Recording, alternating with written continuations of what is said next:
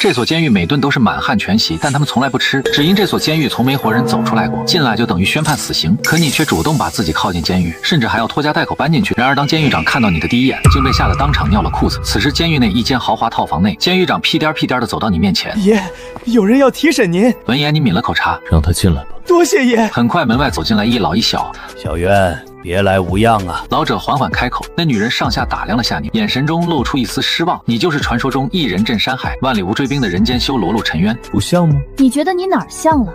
若真是会被关在这儿。闻言，你和监狱长以及那名老者相互对视一眼，都不由得哈哈大笑起来。女孩名叫杨雪，是龙国为数不多的女战神。面对这3个人的嘲笑，她眉眼一冷，压低声音开口：“郭老，你们在笑什么？他可不是被抓进来的，而是他自己主动要求进来的。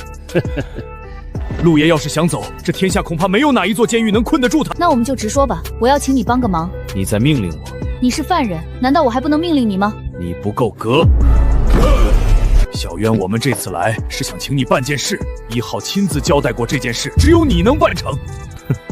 我1号看上的是我的权还是我的钱呢？让你去救一个人，女人。不救，我这双手是用来杀人的，不是拿来救。如果我说这件事跟你师父的死有关呢，你也不救吗？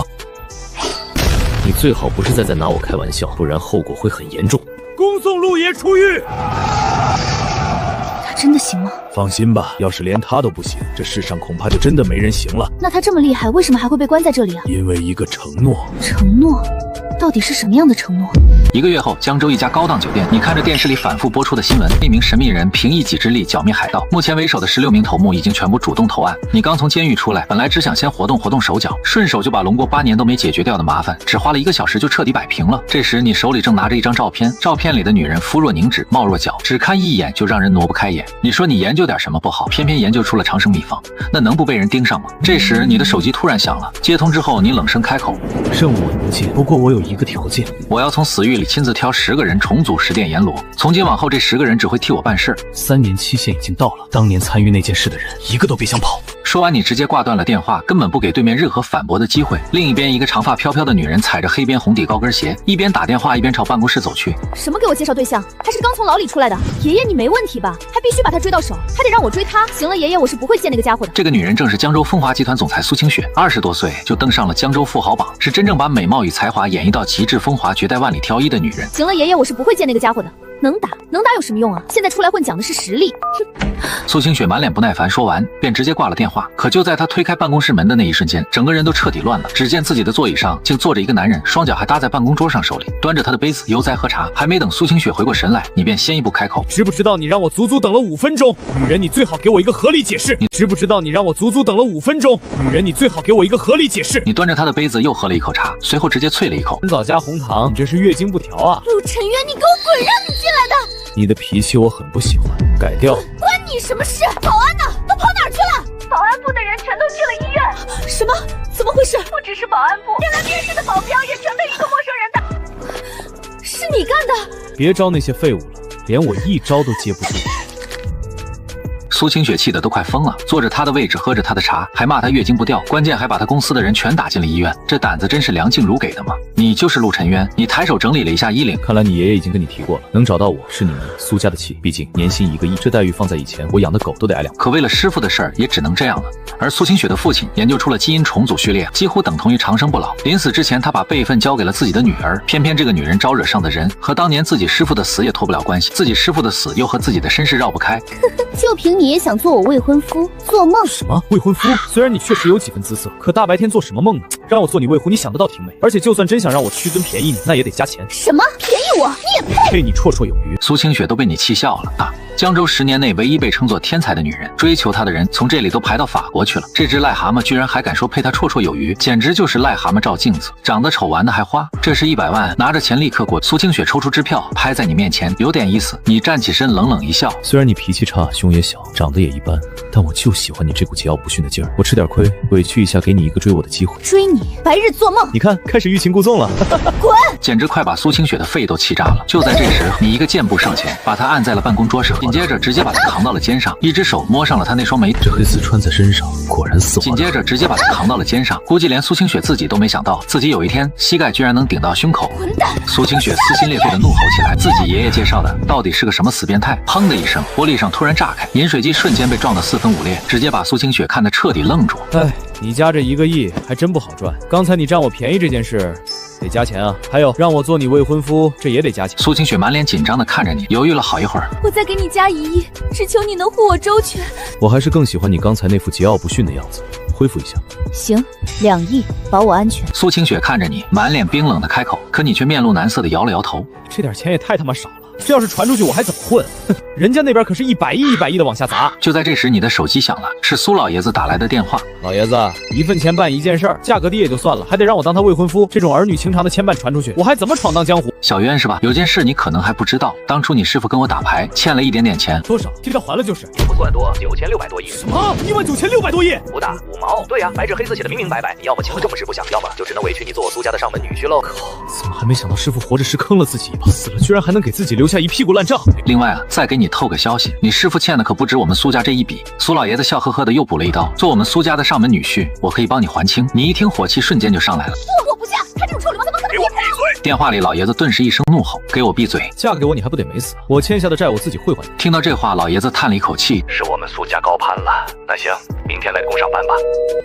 钥匙？什么钥匙？你家的钥匙。我怕哪天你真死在家里。先说清楚了，我只是负责保护你，卖艺不卖身，你别惦记我身子。谁惦记你身子啊？虽然他心里有些不情愿，但经历了刚才那件事，他还是老老实实把备用钥匙递给了你。你拿到钥匙后准备离开，见你转身要走，他顿时急了。喂，你不是说保护我吗？现在要去哪儿？怎么才刚见面就开始黏着我了？那要是住在一起，你还不得天天想着睡我？滚，赶紧滚！放心，这种级别的杀手一旦失手，短时间内就不会再来了。你现在是安全的。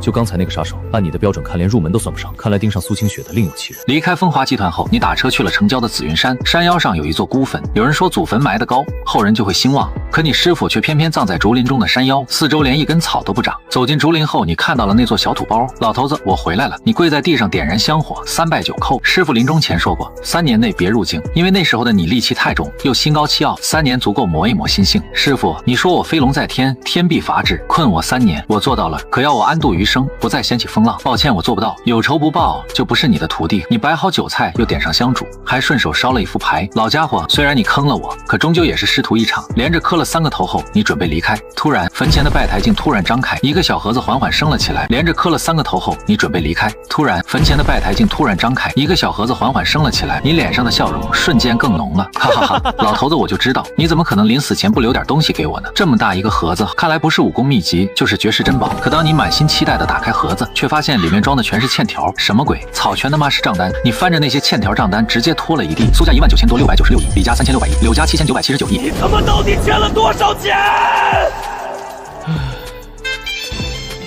最后在欠条最底下还压着一张纸条，图2，为师打5毛麻将手气不好，欠了点钱，别怪我。你肯定会问，5毛麻将怎么能欠到10万亿？为师把你全压上去了。还真别说，你确实挺值钱。等你看到这封信的时候，为师可能已经不在了，也没什么能留给你的。这就当离别礼物吧。看到这里，你整个人都像被雷劈了一样。见过坑爹坑儿子的，还真头一次见坑徒弟的。坑一次不够，还非得往死里坑。不光要还钱，还得帮那些家族把市值翻上10倍，不然就只能去做上门女婿。你堂堂人间修罗，居然会被自己师傅坑到这种份上，打5毛麻将欠下10万亿，你他娘可真是个人才啊！江州别墅区，你拿着大门钥匙，大摇大摆地走了进去，推开大门，客厅里到处都是泡面盒和零食袋，沙发上堆满了女人的衣服，甚至四处都能看到黑丝袜和内衣裤。你用手指挑起沙发上那件还带着余温的衣物，这明显就是刚换下来没多久。学姐，你回来了啊，把我叠好的衣服拿进来啊，就在茶几上，我忘记拿进来了。这时浴室里传来一个女人的声音，靠！你顿时愣了一下，1份钱还得保护2个人，这买卖还真没做过这么亏的。你走到茶几旁，把叠好的衣服拿了起来，走到浴室门外，轻轻敲了敲门，递过去。很快，里面伸出一双白皙纤细的小手，结果对方一个不小心抓住了你的手腕，紧接着又顺着你的胳膊摸了上去。下一秒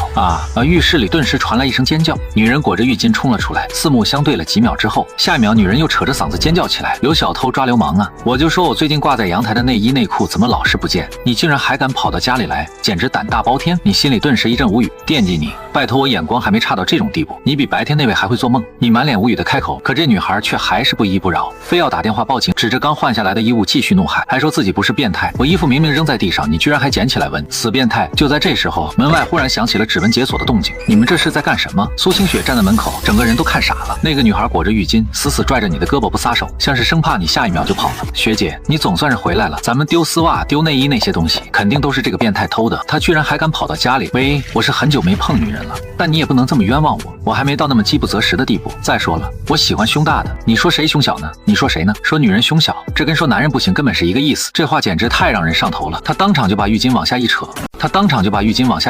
这一幕直接把你看得愣住了，就连苏清雪都当场呆住。好家伙，人家刚说你胸小，你就这么直接证明啊？还敢说我小？苏清雪连忙上前把浴巾重新给他披上。你是不是傻啊？都快被人看光了啊！这个王八蛋就是故意气我的。女孩气呼呼的转身跑上了楼。房间里，苏清雪解释起今天的事情。这个女孩叫陈欣，是她大学时候的同学。你说什么？她就是爷爷给你安排的相亲对象。就她哪儿配得上你啊？又邋遢又好色，你还让她住在这里？咱们都是女孩子，你就一点都不担心吗？这段时间家里老有人拿手电在外面照玻璃，甚至还有人往院子里扔蛇。家里现在确实需要一个男人，色是色了点，但只要真能办事，占点小便宜，也就随他去了。苏清雪把大概情况跟陈欣讲了一遍，随后两人彼此对视了一眼，心里像是悄悄达成了什么默契。楼下，苏清雪拿出一张协议，啪的拍在桌子上。这是什么？你看不见吗？住房协议啊！陈欣叉着腰，气鼓鼓的瞪着你。谁知道你这个死变态会不会半夜爬起来偷我们内衣裤？首先我得声明一下，我不是变态。其次，你见过长得这么帅的变态吗？你帅啊！你这辈子能不能找到女朋友都还是个问题。你看着他，一脸惋惜的摇了摇头。哎，年纪轻轻，脑子就出毛病了。苏清雪把合同朝你推了过来，看看吧，协议没问题就签字。你连看都懒得看，抬手就签了，你都不看看内容。我可先告诉你，要是违反协议，我们可是会报警的。我只有一个条件。苏清雪微微皱起了眉。什么条件？我可以住在这儿，但你们别打我的主意，更别想着半夜偷偷摸进我房间。我这个纯情少男跟你们这种如狼似虎的女人住一起，真的很没安全感。你摊了摊手，脸上满是为难。噗，两个女人刚喝进去的水直接一口全喷了出来。好家伙，你到底是哪来的脸说这种话的？陈欣捂着嘴咳了几声，缓缓站起身，瞥了一眼他腿上的小白丝。哼，就拿这个来考验我，谁还能扛不住这点考验啊？下次记得换黑丝。换你大爷！陈欣气得当场炸毛，反倒是旁边的苏清雪忍不住偷笑起来。学姐，你看看这家伙到底是哪来的自信啊？长相一般，穿着一般，脾气也一般，哪看着都一般，可偏偏就是随时随地透着一股莫名其妙的自信。苏清雪抬手拍了拍他的肩膀，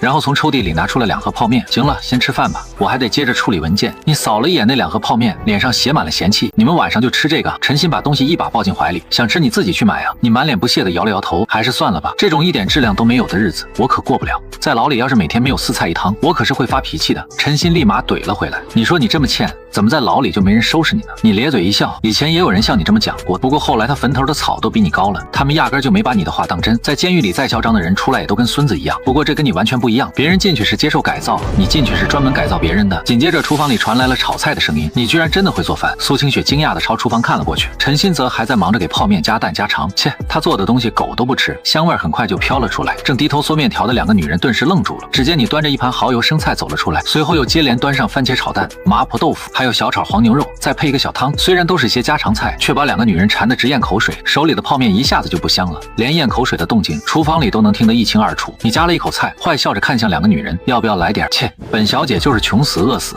也绝对不吃你做的菜，谁知道你有没有在菜里下毒，然后再顺手偷我黑丝。这时候你摸出100块，直接放在桌上，拿着干什么？年纪轻轻脑子不好，拿去治治。陈欣气得直接扭头看向苏清雪，学姐，你看他，学姐你在干嘛？只见旁边的苏清雪早就拿起了筷子，已经吃得停不下来了。好吃，你快来尝尝，这家伙的手艺是真不错。我才不要，我刚才都说了，狗才吃。可陈欣嘴硬，连3分钟都没撑住，右手拿筷子，左手拿勺子，疯了一样把菜往自己碗里夹，根本顾不上什么淑女形象。汪汪汪，真香！第2天清晨，吃过饭后，陈欣去了学校，你和苏清雪则一起去了风华集团。半个小时后，风华集团总裁办公室，苏清雪从柜子里拿出一套西装递给你，赶紧换上，然后去上班。别忘了，你还欠着我们苏家19000多亿呢。你却压根没把这1万多亿放在心上，只是摇了摇头，冷冷一笑。行啊，让我当总裁还是什么都行，我敢保证3天之内市值直接翻1倍。你做总裁，那我干什么？去保安部报道吧，刚好那边缺一个保安，白天在公司上班，晚上给我当贴身保镖。啥？听到这话，你整个人都凌乱了。堂堂人间修罗，为了保护一个女人才刚出狱，现在居然还要跑来公司当保安，这事要是传出去，同行不得笑掉大牙吗？你满脸都是不情愿，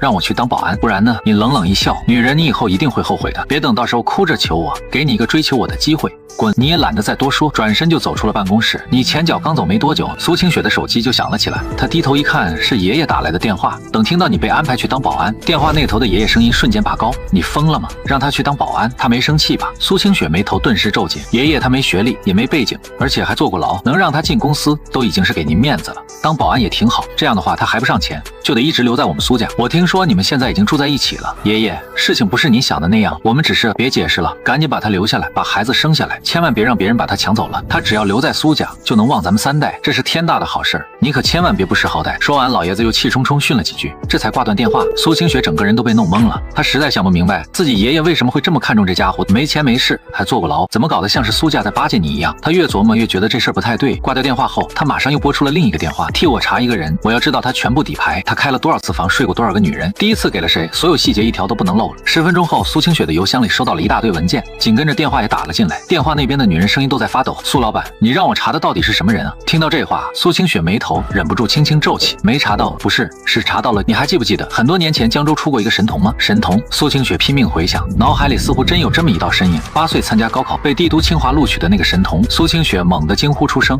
看来你果然还记得。”废话，我当然记得，我在神童训练营的奥数比赛里输给了一个乡镇出来的穷孩子，这辈子我都不可能忘。不可能，他怎么会是当年那个天才神童？虽然苏清雪嘴上还在否认，可心里其实已经信了。难怪自己每次在他面前炫耀荣耀时，他总是用那种看傻子一样的眼神看着自己。可他后来好像没去帝都读书。电话那边传来女人疑惑的声音：“啊，没去帝都，那他后来去了哪儿？”10岁那年，他解开了米国科沃兹留下的史诗级数学难题，震动国际。当年那个光芒万丈的天才就是他，但那次上面把他的名字藏了起来，所以你才不知道。就在苏清雪还想继续追问时，电话另一头忽然传来女人惊恐万分的声音：“天啊，苏小姐，你查的到底是什么神仙人物？我电脑一下子就被黑了，他的资料被6重密码封死，我刚点进去，6台电脑就全部死机了，上面显示了什么 SSSS 级机密，你已被纳入监控范围。”听到这些，苏清雪也弄不懂5S 机密到底代表什么。官方最高机密明明只有3S，通常 S 级机密对应的都是军界或商界的大人物，又或者是足以威胁国家安全的人。这种人物举手投足之间就能让一个国家彻底瘫痪，可也仅仅只是被定义成 S 级机密。但陆晨渊的保密等级居然高到了世界所有危险评估的最顶端。苏小姐，你那笔钱我不要了，没事千万别找我，有事更别找我。电话那头的女人急得不行啊，你还没讲完呢，这 SSSS 级机密到底是什么意思？他不是才刚出狱吗？苏清雪冲着手机失声惊呼，可对方已经干脆利落的挂了电话，甚至连钱都原路退了回来。这人到底是被吓成什么样了？连上百万的报酬都直接不要了？会不会只是同名同姓？他低着头反复琢磨，可很快又自己否决了。重名的人的确很多，但在江州，像他这种顶级天才绝不可能还有第二个。如果陆晨渊真是传闻里的那个天才，那让他去当保安，不就是对他最大的羞辱吗？这时下楼的电梯里，你刚随手删掉邮箱里上百封邮件，新的几封邮件又滴滴滴的弹了进来，出资200亿美刀，希望能和您见上一面。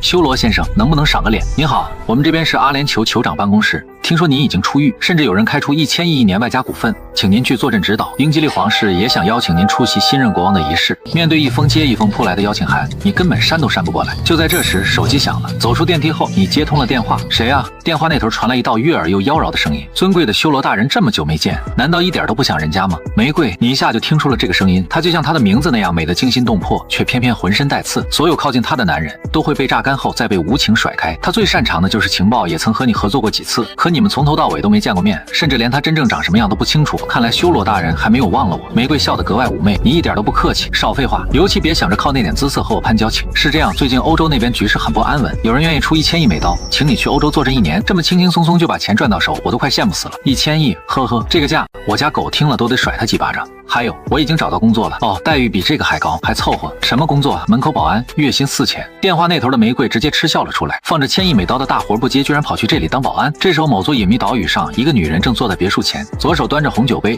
右手攥着手机，气得浑身发抖。敢挂我电话？老娘活这么大还从来没被男人挂过电话。给我去查，我要知道这个号称人间修罗的陆晨渊到底在哪。我倒真想见识见识到底是什么人，竟然能把修罗大人请过去。与此同时，江州保安部里，一群男人穿着大背心，踩着人字拖，正懒洋洋地围着打牌。靠，听说昨天揍咱们那家伙是总裁的亲戚，我怎么听说是未婚夫啊？我听说他们都已经结婚了，孩子都生好几个了。牌桌边顿时七嘴八舌，突然一个光头男猛地一巴掌拍在桌上，管他是谁，昨天老子是没反应过来，他要是还敢来，老子非让他吃不了兜着走。砰！就在这时，保安室的门被人一脚暴力踹开。操他大爷的谁啊！光头男怒气冲冲地骂道。可等他一转过身，脸色瞬间就变了。听说你在找我？你微微低着头，笑眯眯地盯着他。光头男吓得浑身直哆嗦。别哥，我刚才就是闹着玩的，我真的是开玩笑。与此同时，总裁办公室里，苏清雪还沉浸在对你身份的震惊里。她原本以为爷爷找来的是个劳改犯，没想到竟然会是当年天赋惊人的超级天才。让他去做保安，是真的太屈才了吗？叮叮叮！就在这时，电话响了起来，什么药品被查封了？好，我马上赶去仓库。自从他父亲破解了人类基因的秘密，他的公司就再也没有安宁过。车里经常会被人偷偷塞进违禁品，要么就是一批货刚运出去就掉进河里翻车起火，总之没有一天能顺顺利利发货。这2个月来，风华集团一直在持续亏损，那些人分明就是想逼他把成果交出来。虽然苏清雪并不知道父亲留下的到底是什么，又藏在什么地方，可他心里很清楚，这些人的疯狂恰恰说明那东西有多重要。一旦泄露出去，很可能会引发全球动荡。长生技术一旦真的突破，富人掌控技术后，底层人早晚会在某一天彻底爆发矛盾。在江州的一间地下室里，一个中年男人狠狠甩了年轻人一耳光，混账！你不是信誓旦旦说那监听器是最新的，为什么还是被发现了？昨天安插在苏清雪身边的所有监听器全都失效了。年轻人捂着脸缓缓抬起头，他身边有高手。中年男人怒得火冒三丈，一群废物连个女人都拿不下，我再给你们一次机会，要是再失败，你们就都别想活了。苏清雪下楼时本来是想去仓库，却鬼使神差的朝保安室看了一眼，想到昨天你把那群保安全都收拾了一顿，他心里顿时有些发慌。这要是进去不会被揍吧？可等他伸手推门进去，眼前的画面直接把他看愣住。只见一群人全都光着膀子扎着马步，2条腿抖得厉害，却愣是没人敢乱动。你则悠哉的把双脚搭在光头背上，他趴在地上，手里还稳稳端着烟灰缸和茶杯，而你懒洋洋的靠在椅子里，手里翻着杂志，淡淡发号施令。左边第2个，俯卧撑20个。那人明明抖个不停，却还是老老实实应下。是不是？你们这是干什么啊？赶紧起来，全都给我起来！苏清雪整个人都懵了。这些保安可都是有真功夫的，一个个身材壮得吓人，什么时候这么憋屈过？他见没人搭理，立刻走过去拽起一个，结果你只是轻轻咳了一声，那人马上又乖乖蹲了回去。直到这一刻，他才彻底明白，就这么短短半个小时，这群保安竟然全都听你的，简直离谱到家了。这要是让他去当总裁，怕不是1天就能把自己顶掉。越往下想，苏清雪越觉得头皮发麻，这家伙到底是什么来头？简直可怕的让人头皮发炸！让他们起来！苏清雪抬手指着你，怒声呵斥：“你才刚来第1天，谁允许你欺负同事的？”你慢悠悠把腿放了下来，嘴角勾起一抹冷笑：“女人，注意你说话的口气，不然你很容易失去我。再说了，谁告诉你我欺负他们了？”苏清雪气得脸都红，脑子里一下想起从前，每次碰上这家伙，自己好像总是占不到便宜。要是这一幕传到员工耳朵里，他还怎么见人？于是他气得猛地跺脚，捶胸顿足的伸手指向你：“谁会稀罕你啊？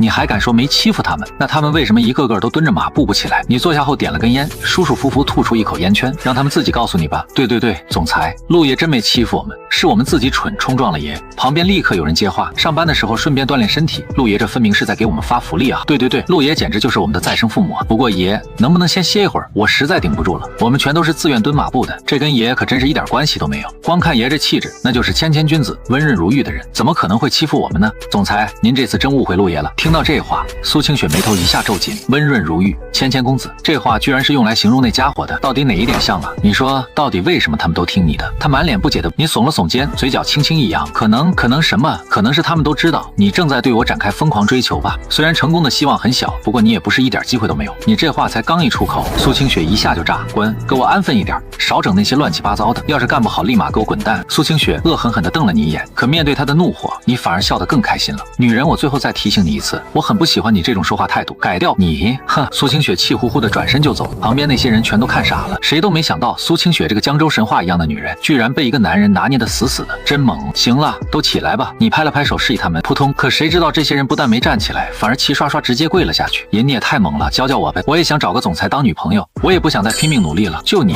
爷那是人中龙凤，你顶多算个人中小虫，就算真给你，你能镇得住吗？你满意的轻轻点了点头。不得不说，现在的人是真会办事儿，不管是在监狱里还是在这里，他们这眼光都准得离谱。只是你堂堂人间修罗，居然收了一群保安当小弟，多少有点不够排面。我这辈子还是第一次见总裁撒娇呢，爷你也给我们传授点经验呗。旁边那个戴眼镜的青年嘿嘿一笑，满脸坏意。你摊了摊手，脸上带着笑。这女人啊，本来就是水做的，而她偏偏还是汽水，多晃几下把气一放，剩下的不就全是甜了吗？奈何哥没文化，闭嘴牛逼走天下。爷我这辈子就跟你混了。可就在这时候，保安室的门突然被人一脚踹开。妈的，上班时间锁门干什么？老黑你他妈疯了啊！带着这么多人跪在地上干什么？老黑是保安部的小队长，人长得又高又壮，还黑得发亮，所以大家一直都喊他老黑。走进来的那个男人把自己收拾得油头粉面，梳着大背头，踩着尖头皮鞋，右手插在兜里，一副吊儿郎当的德行。明明穿着一身西装，却压不住那股子痞里痞气。表面西装革履，背地里却净干些不是人的事儿。老黑立刻堆起一脸陪笑。哎呦，徐哥来了，你们该准备的东西都弄好了吧？准备好了，准备好了，大家可都等着徐哥过来呢。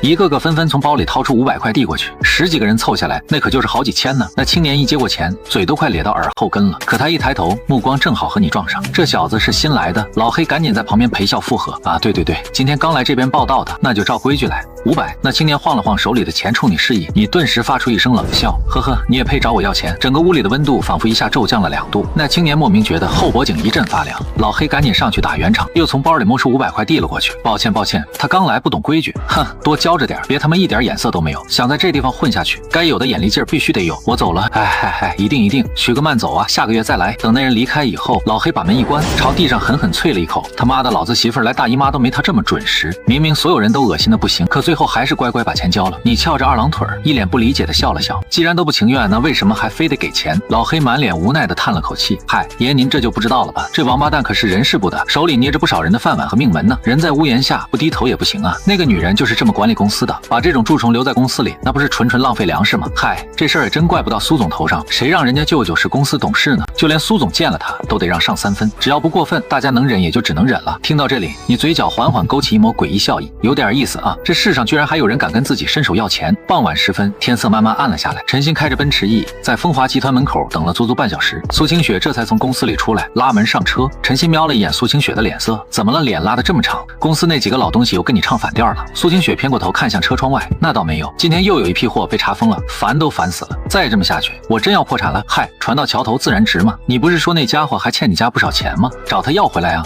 他能有个屁的钱？今天已经被我扔去当保安了。陈鑫眼睛一下子瞪圆了啊！你居然让他去当保安？不是说那家伙是当年陨落的天才吗？让他去干正经事儿，说不定还能替你赚大钱呢。苏清雪一下沉默了。之前查到你的身份很神秘，后来又知道你就是当年离奇消失的天才。这件事儿他也和陈鑫说起过，天才终究还是天才，不管被丢到哪里，都绝不可能被埋没。像你这样的人扔去保安部，那也是分分钟混得风生水起。让我来当总裁，10天之内我就能让你公司市值翻上几倍。这样一来，你家的钱我不就还上了吗？忽然身后响起一道声音，吓得2个女人连连尖叫。苏清雪猛然回过头，你是怎么上来的？你坐在后排，翘着2郎腿，跟你们一块上车的，我都在后面待了这么半天了。你们居然一点都没察觉。2个女人面面相觑，从上车到现在起码都有好几分钟了，居然一直没发现后座还坐着个男人。你满脸无语，就你们这点警惕心，难怪会被人盯上，怎么甩都甩不掉。女人啊，真是光长个子不长脑子，你骂谁没脑子？骂的就是你，营养全都长到别的地方去了。陈鑫气得直接推门下车，抬手指着你，你下来，你上来呀！老娘跟你拼了！陈鑫一头朝车里钻了进去，后排空间这么狭小，哪经得住2个人闹腾？整辆车都在路边晃得颠来颠去，路过的人全都忍不住往车里多看2眼，然后摇着头丢下一句世风日下就直接走了。本来空间就不大，陈鑫一下子直接骑到你腿上了，你捂着脸，靠，有本事别用暗器啊，砸得我脸都疼了。打就打，怎么还带夹枪带棒的？苏清雪坐在前排，从后视镜往后看去，2个人这姿势简直让人没眼看。她扶着额头，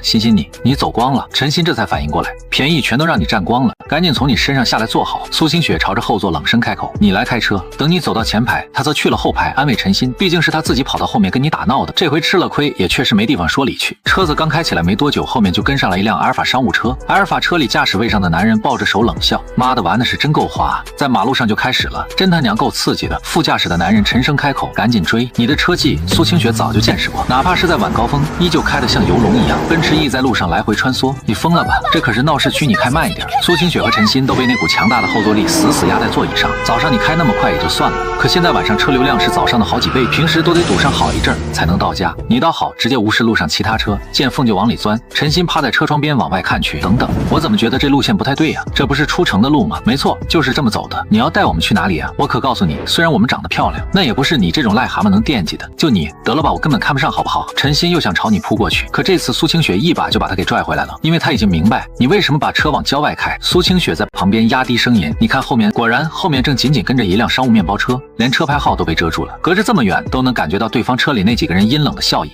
陈鑫这才瞬间反应过来，靠，有人在跟踪我们。和他比起来，苏清雪的反应倒是淡定得多，估计早就已经见怪不怪了。你打算把车开到哪里去？你语气平静，却透着一丝冷意。郊外，你想做什么？我告诉你，这里可是夏国，杀人是犯法的。杀人，你冷冷一笑，不好意思，这种垃圾我还不屑亲手碾死。坐稳了，我要开始提速了。你这番操作，直接把后面阿尔法面包车里的人都看傻了。大哥，我怎么感觉对面好像是在遛咱们？刚才他是不是怕我们追不上，还故意减速了？你看看现在操，这可是市区啊，这特么都开到180是马了吧？等等，他们这是想去哪儿？出城？那两个小娘们疯了吧？出了城那不是自己往里钻吗？在城里到处都是监控，他们还不敢下手。刚才还在琢磨怎么把他们逼出城呢，这下倒好，他们自己朝城外开过去了。这不是老天都在帮我们吗？轰！前面的车猛然提速，面包车明显已经有些追不上了。妈的，开这么猛，废什么话，赶紧追啊！这辆奔驰 E 很快就从闹市区冲了出去，下了高架桥，前面就是出城的路。陈鑫看着油表惊叫出声：“你疯了吗？慢一点，都快飞起来了！你过弯的时候直接来了个漂移，把后面保姆车里的人都看得头皮发麻。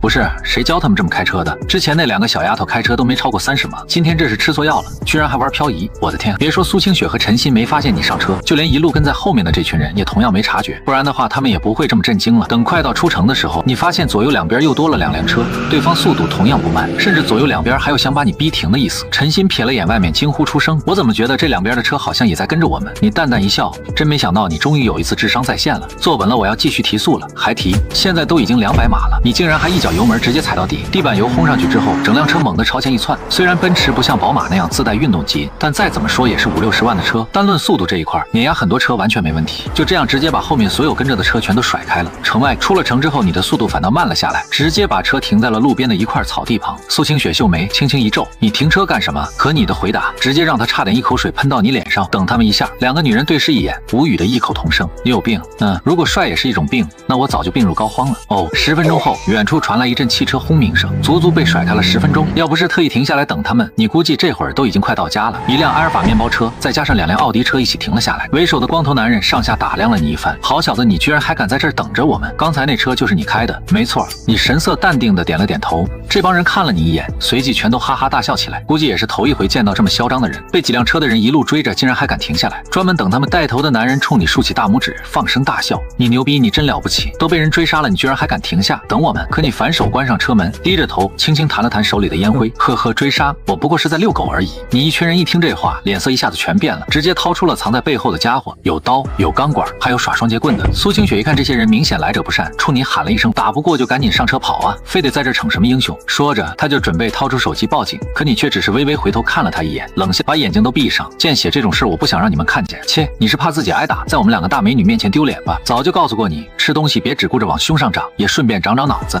苏清雪根本没搭理你，拿着手机就开始拨报警电话。可下一秒是哐当，外面猛地传来一声巨响。等苏清雪转头看过去的那一瞬间，她整个人当场愣住了。“喂，您好，请问您是要报警吗？”电话那头传来了询问声。可苏清雪看向外面的时候，满脸惊恐，已经一句话都说不出来了。7、8个人全倒在地上惨叫不停。这时你正单手掐着那个带头光头男的脖子，就这么硬生生把他提了起来。2个人身高差不了多少，甚至那光头男体重足足有180多斤，比你还要壮实得多。同样身高的人想单手把对方拎起来，这种难度恐怕根本没人做得到。前后不过3秒，苏清雪连报警电话都还没拨出去，对面的人就已经全趴下了。这要是真报警，最后来抓的到底是这帮人还是你呢？曾经的绝世天才，8岁就破格收到了夏国最顶尖大学的邀请，10岁解开了困扰人类100多年的数学难题，从那以后就像人间蒸发了一样，仿佛从没出现过。这中间的几年，你到底过着什么样的生活？他居然把人拎起来了。陈鑫刚才也不过是低头玩了会儿手机而已，可当他再次抬头的那一刻，同样被眼前这一幕彻底镇住了。放倒7、8个壮汉或许还不算多让人震惊的事，可你居然徒手拎起了一个体重远超自己的人。牛顿看了都得喊一句：夏国的事儿真不归他管，得归他弟弟牛逼管。你听见了车里的动静，微微偏过头看了他们一眼。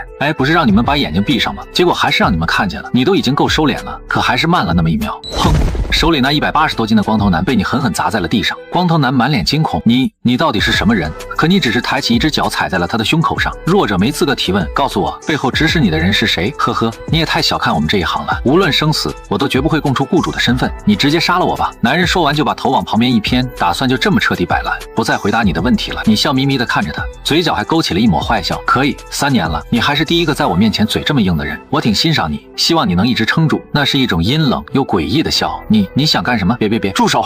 只见你伸出一根手指，朝着他12指长的位置点了一下。一瞬间，这男人只觉得体内像翻江倒海一样绞痛难忍，疼得当场在地上来回打滚。明明你只是轻轻点了一下小腹，为什么却有种让人生不如死的痛苦？估计这男人还是第一次知道什么叫生不如死。这一刻，他甚至巴不得有人直接杀了他，他恨不得拿刀亲手了结自己，可疼的只能在地上不停翻滚。你一脸坏笑的看着他，全身上下没有一处是硬的，偏偏就嘴最硬。你往前走了2步，吓得这男人冷汗狂冒。我说，我全都说。这一刻，他终于服软了，估计他还以为自己受过专业训练，不管什么折磨都能扛得住，甚至连死的准备都做好了。结果到了你手里，连10秒都没撑过去。男人跪在地上，像捡回一条命似的，大口喘气。是周少让我这么干的。他想拿到苏小姐手里一款抗生素药的专利，说来也确实邪门。他刚把这些事说出口，12指肠立刻就不疼了。你单手摸着下巴琢磨了几秒，哪个周少？周氏集团的大少爷周云飞。这男人咬着牙，很不甘心的开口。想想也正常，他这一出卖金主，也就意味着今后的职业生涯彻底到头了。可跟赚钱和性命比起来，那又算得了什么呢？你朝着他那边慢慢走去，我怎么才能确定你说的都是真的呢？你每往前走一步，这男人心里就跟着猛颤一下。都是真的，我说的句句都是真的，但凡有半句假话，我天打雷劈。这男人哆哆嗦嗦的开口，轰然一声，也不知道是巧了还是怎么着，半空中竟然真的炸开了一道惊雷，吓得这个男人扑通扑通跪在地上拼命磕头。周少不光想抢走抗生素专利，还想再叫上几个壮汉狠狠地伺候苏小姐一板，让她好好长点记性。你高高在上的俯视着他，把脑袋抬起来。这个男人颤巍巍地抬起头，撞进眼里的正是你那抹阴冷的笑。哥还有什么事儿？我长得帅吗？啊！啪！你反手甩过去一巴掌，迟疑了。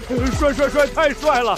您简直就是我这辈子见过最帅的人。啪！又是反手一巴掌抽过去。这个男人彻底被打懵了。你呵呵一笑，太虚伪了。这个男人顿时一呆，那就是一点都不帅。啪！反手又甩了一耳光。你语气平静地笑了笑。我这辈子最烦不老实的人。直到这时候，这个男人才彻底明白，你压根儿就是在拿他寻开心。几巴掌下去，就把这个男人抽得鼻青脸肿。男人满脸无奈地叹了口气：“哥，你想打就打呗，何必找这么多借口？”奔驰车里的2个女人也全都看傻了。陈鑫看到这一幕，忍不住摇了摇头。果然啊，这种流氓就得让更无赖的人来治。苏清雪也只能尴尬地笑了笑。这家伙折腾人的花样还真不少。没过多久，等你回来，刚坐进这辆奔驰车里，那帮人就慌慌张张赶紧开车溜了。这也就是在夏国，这要是搁在国外，这帮人在你手里还能挣扎一下，那都得算祖坟冒青烟了。苏清雪望着你，轻声开口：“我看你和那些人聊了半天，都问了些什么？”语气里也明显带着几分着急。陈鑫在旁边忍不住冷哼一声，切，他能问出来个什么？那我要是真问出来了呢？轰！你一脚油门直接踩到底，车子像脱缰的野马一样继续朝市中心冲去。一路上你也把自己知道的事情全都说了出来。周云飞王八蛋明着抢不成，现在竟然开始玩阴招了。那个专利我死都不可能给他。这么看来，苏清雪和周云飞的确是有些过节。一方面是因为合作的事，另一方面就是周云飞一直死缠烂打的追他，可偏偏每次都碰得灰头土脸。他可是堂堂周家大少，什么时候受过这种窝囊气？你经过一家情趣用品店的时候，直接把车停在了门口。苏清雪满脸疑惑地看着你，你想干嘛？你语气平淡的开口：“不是有人喜欢来点刺激的吗？那我去买根鞭子。”陈鑫、苏清雪此刻满脸黑线。陈鑫刚刚也就是随口那么一提，因为他也认定你根本不可能从那伙人嘴里问出什么。这种偷偷摸摸跟踪他们的报警都不知道抓过多少波了，可从来没有一次问出过什么有用的消息。陈鑫鼓着腮帮子，气呼呼的开口：“你到底是不是男人啊？我就是随口一说，你还非要当真呢？女人啊，一旦发现自己吵不过了，就会直接扯到你是不是男人，或者上升到什么态度问题。你直接掏出手机，放出刚才那段录音，只要你真能问出有用的信息，我不介意陪你玩点刺激。”眼看自己彻底赖不掉，陈鑫只能满脸求饶的看向苏清雪：“你继续添油加醋。”陈鑫狠狠瞪了你一眼：“混蛋，你还真敢玩啊！姐姐，我怕你到时候扛不住，谁认怂谁就是孙子。”说完你就推开车门，走进了路边那家小店。陈鑫反倒先委屈上了：“雪姐，你看看他。”苏清雪也揉了揉太阳穴，轻轻叹气：“以后还是少跟他对着干，你根本不是他的对手。哼，他早晚得栽在我手里，到时候看我怎么收拾他。”江州草堂之春，来不开始展示。陈鑫吓得不停往后退，这就是典型的嘴上王者，平时说的那叫一个厉害，可真到了关键时候立马就开始掉链子。我今天状态不太好，改日一定。你挑了挑眉，轻轻一笑：“改日？我只是想看你跳一段热舞，你竟然还想打我主意？什么叫打你主意？改日？混蛋，这种破路你都能开！”就在几个人打闹的时候，你脸上的笑意突然收了起来，随后快步走到了窗边，把所有窗帘全都拉了起来。自从晚上下班亲眼见过你的本事以后，苏清雪也已经不再怀疑你的能力了。她眉头紧紧皱起，警觉地问：“外面有人？”你抬手指向对面的树梢，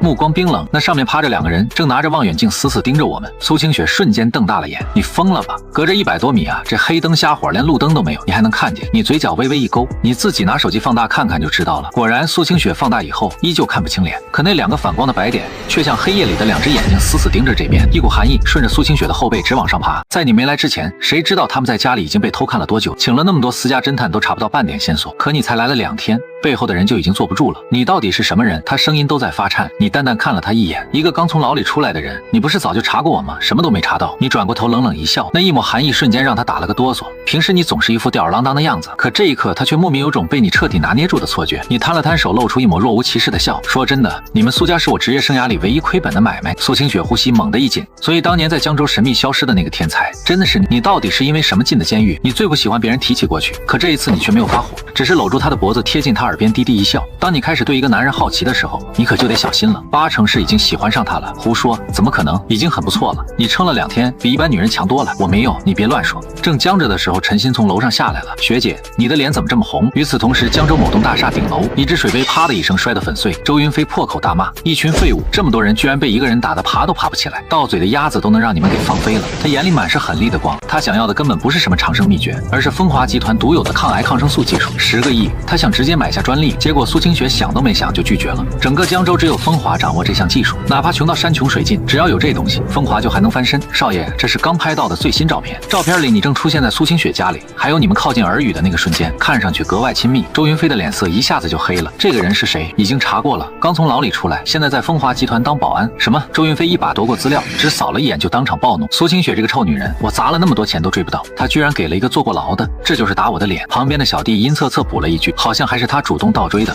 砰！几百万的花瓶当场砸烂，墙上的锦绣也被扯得粉碎。周云飞恨得牙都快咬碎了，我要把它剁成碎片。第二天一大早，你就在厨房里忙活开了。以前这2个女人不睡到闹钟响3次根本不起，可这几天闻着你做饭的香气，她们居然不知不觉就提前爬起来了。靠，这家伙又整什么花样啊？陈鑫趴在2楼栏杆上，猛吸一口气后直接愣住了。这是海鲜，不光他馋得直吞口水，就连吃惯山珍海味的苏清雪今天一早也被香醒了。你从厨房端出一只夸张到离谱的帝王蟹，每一条蟹腿上都浇着浓香四溢的灵魂酱汁。不是，谁让你拿这个当早餐的？大早上吃帝王蟹，那只蟹展开足足有1.5米，可这还远远没结束，你手上还在继续包饺子，海胆黄加章鱼足的顶级馅料，只看一眼都让人挪不开眼。为了追我们，你还真是花样百出啊！陈鑫一路小跑来到餐桌前，总算明白什么叫口水都快流下来了。你直接把帝王蟹往自己面前一摆，想什么呢？这是我的早饭，你们的只是顺手做了点。你又从厨房里端出2碗清汤素面，每碗还配着一个馒头。再看看你，海胆饺子配着帝王蟹腿一起啃，这待遇简直像神仙过日子。你吃的这么奢侈，我俩就吃面。苏清雪都忍不住瞪圆了眼。不好意思啊，谁让我只是个普普通通的小保安呢？普普通通，哼，这4个字放谁身上都行，偏偏就是不适合你。光这一只帝王蟹都顶得上他公司几个保安几个月工资了，他一个集团总裁吃的居然还没他好，这也太打击人了。你真确定自己只是个普通小保安？怎么感觉你比我还有钱？现在坐牢还发工资？你愣了一下，抬手挠头笑了笑，被你看出来了，确实有那么一点，勉勉强强够过日子。陈鑫瞬间瞪大了眼，我就知道在哪儿，我也想进去，你还真没骗人。在死狱那3年，你确实什么都没做，可钱却自己往账户里充，有典狱长赚来的，也有犯人打来的，还有各国领导汇过来的。你虽然人关在里面，却照样能遥控外面的局势。真正的顶级大佬从来不靠后，都是在幕后直接出手。苏清雪盯着你桌上那只巨型帝王蟹，眼神酸得像灌了柠檬汁。你是不是有点太张扬了？网上不是有个梗吗？老板开破车，实习生却开 A6，第2天立马就得卷铺盖走人。这就是职场里的潜规则，比老板还牛，你多少收着点，不是牛排就是羊肉。现在又整帝王蟹啊，这还不算低调，我回国才几天，这已经是我吃的最差的一顿了。我在牢里吃的都比这个强。2个女人同时安静了，她们齐刷刷翻了个白眼。你不吹能死吗？监狱里还大鱼大肉，谁信啊？能吃饱就该烧高香了。行啊，那你教教我怎么才算低调？你已经够收敛了，当年一桌108道菜，少一道你都不入座。今天不过吃只螃蟹，他们还嫌你高调，你都快无话可说了。我是老板，天天吃糠咽菜，你倒好在这啃帝王蟹，你这是故意含着谁呢？苏清雪看着他轻轻娇哼了一声，想吃？你眯着眼坏坏一笑。陈鑫赶紧把头摇得像拨浪鼓。苏清雪表面装的冷静，却还是忍不住咽了咽口水。果然在美食面前谁都扛不住，你这不是废话吗？都做好了，难道还不给人吃？你笑眯眯的抬手比了个数字，能吃1个亿？你有病吧？这破螃蟹哪值1个亿？陈鑫气得一巴掌拍在桌上。可谁也没想到，苏清雪只是淡淡抬眸，能从你欠我们苏家的钱里抵吗？当然可以，我一天给你抵1个亿，1个月免30个亿，这样够了吧？你当场点了点头，成交。陈鑫一把拉过苏清雪，小声急急追问：学姐，你疯了吗？1个月30个亿？苏清雪却只是冷冷一笑，他欠我们19696个亿，还怕他赖账不成？1个月30亿也得还54年。他要是真跑了，本来也收不回来，还不如慢慢往回抵，反正他占不到我便宜。你在旁边听得清清楚楚，无奈的摇了摇头，就隔着1米远，这算盘珠子都快崩我脸上了。不过也无所谓，能抵一点算一点，江湖上讲究的就是个义字，他们也是信你师傅，不会赖账才敢让你欠下这么多。你笑了笑，抬起头，想让我尽快还清，也不是没有办法，把公司交给我，1个月就让你坐上江州首富的位置，在你眼里赚钱比喘气都轻松，你就是别人想抢都抢不到的财神爷，可他偏偏放着不用，这要是让外人知道，怕是得气刀撞墙。苏清雪冷冷一哼，切就凭你，我承认你脑子好使也有天赋，做菜确实一绝，你还漏了一点什么？我还特别帅。2个女人齐刷刷翻了个白眼。苏清雪神色一肃，可经营公司不是你平时那样胡闹就能搞定的，你没经验也没带过人，我们做的是高端技术产业，对接的都是国内外的大渠道，就算你天天跟在我身边学，至少也得3年才能勉强接手。这倒也是，我也就带过10个人的小队伍而已。他立马接了上来，那不就对了？我这公司500多号人，一个环节出错，大家都得喝西北风。你也没多解释，反正在他眼里那10个人也就是普通人。旁边的陈鑫已经彻底沉浸在吃里了，碗里刚空，第2碗就又盛满了，紧接着第3碗也直接开吃。天啊，这才叫真正的人间美味，以前吃的那些简直都是垃圾。他抬起头冲你坏坏一笑，要不本小姐委屈一下，勉强让你当我男朋友。噗，你一口茶当场喷了出来，顺手给了他一个脑瓜崩。长得好看的那才叫以身相许，你这分明就是恩将仇报，吃我的喝我的还想报复，你他妈王八蛋，我弄死你！话音一落，他猛地把筷子一放就朝你扑了过去，可谁都没注意到，你指尖早就夹着一片细细的刀片，他刚一扑进胸前的纽扣，瞬间全崩开了。那画面差点让你当场流鼻血啊！混蛋，不许看！你和陈鑫闹了半天，他不但一点便宜没占到，反而被你从上到下看了个遍，最后还是苏清雪过来拉架，你们才算停下。混蛋，这次先放过你，下次看我怎么收拾死你！陈鑫被苏清雪拽着往外走，嘴里却还是不肯停。你咧嘴一笑，求你快点弄死我，千万别因为我太帅就舍不得下手。来呀来呀！陈鑫气得一句话都说不出来，直到快迟到了才只能作罢。就在这个时候，苏清雪的手机突然响了，她刚接通几秒，脸色就变了。行，我马上过去。事情很急，可车偏偏又坏了。她眉头紧紧皱起，要不我送你去公司吧？你站在旁边淡淡开口，你靠2条腿送，那边不是有车吗？你抬手指向保安亭旁那辆蒙着厚灰的旧摩托。苏清雪一脸无语，我骑这玩意儿去公司，那不得被人笑掉大牙？随你啊，反正我迟到顶多也就扣200块而已，我都欠下10万个亿了，根本不在意。可你要是迟到了，董事会那帮老东西怕是得当场炸了吧？真可恶，这家伙居然把公司的情况摸得清清楚楚。可眼下时间实在太赶，他也只能去借那辆摩托。门卫倒是答应得很痛快，抱紧我。你回头冲他一笑，凭什么？别想趁机占我便宜，你不过就是个保镖，多少人做梦都盼着这种待遇，你居然还不识好歹。你手上一拧油门，又猛地一插，苏清雪一下子撞你背上，2只手本能地环住了你的腰。她刚想松手，你又猛地往前一窜，她瞬间抱你抱得更紧，想死啊你！赶紧开，得嘞！摩托顿时像离弦的箭，10分钟就冲到了离公司1公里的路口。破旧生锈的老摩托载着个绝美女人，路边的司机一个个全都看红了眼，在红灯前缓缓停住。旁边一辆宝马X6慢慢降下车窗，一个青年摘下墨镜，视线直直扫了过来。我操，兄弟，你这也太行了吧！这妹子哪儿弄来的啊？怎么追到手的？教教我呗！他边比划边很客气地递来一根烟。泡妹子真不是有钱就够了，那得靠天赋。你抬手摆了摆拒绝，抱歉，我只抽我自己的，别的烟抽着辣嗓子。切，你这牛吹得挺猛啊！有好东西就得拿出来分享。这样吧，你开个班，我跪着学。这青年满脸冷笑，语气里全是讥讽。虽说他开着100多万的宝马X6，身边女人也不缺，可跟苏清雪这样的比起来，根本不是一个级别。有些女人真不是光靠钱就能搞定，你还差得远。你冷冷地扫了他一眼，青年顿时急了，怎么着？要多少你直接开价？看这架势，他多半把你当成那种10分钟就能把陌生女人聊到主动开房的顶级高手。你挑了挑眉，嘴角一勾，穷了可以去挣钱，丑了可以去整容，可搁这气质，你花再多钱也学不会。你又朝身后扬了扬头，笑得格外欠揍。就他在我这一批女人里还算最差的那个。你这句话差点把那男人当场气吐血，说苏清雪是最差的那一批，简直夸张的离大谱。就连坐在后面的苏清雪都没忍住掐了你一下。她有钱有颜，还被叫做江州第一美女。这张脸放在全市，那都是天花板级别，谁看了能不动心？可你偏偏在绿灯亮起的一瞬猛轰油门，直接飙出去，消失在街角。啪！那青年气得狠狠砸了下方向盘，掏出手机就开始怒吼：操，刘叔，车卖了，我要买摩托。去风华集团的路上，苏清雪趴在你背上，想起刚才那一幕，还是没忍住笑出了声。你吹牛的本事倒真不小啊！你微微偏过头看着他，什么吹牛？你说我是你那些女人里最差的一个，这还不叫吹牛？有没有一种可能，我说的那些全都是真的？切，谁会信？像你这种人，要是没机遇，这辈子也就是个保安命，能找个普通女孩都算不错了。苏清雪这话并没有说错，如果你的人生只是个稍微有点天赋的普通人，那坐过牢的身份就足够把你彻底压垮。大公司不要你，小公司也一样嫌弃你，这种污点就是枷锁，连解释的机会都没有，更像是一张死刑判决书。大多数人都会因此沉沦，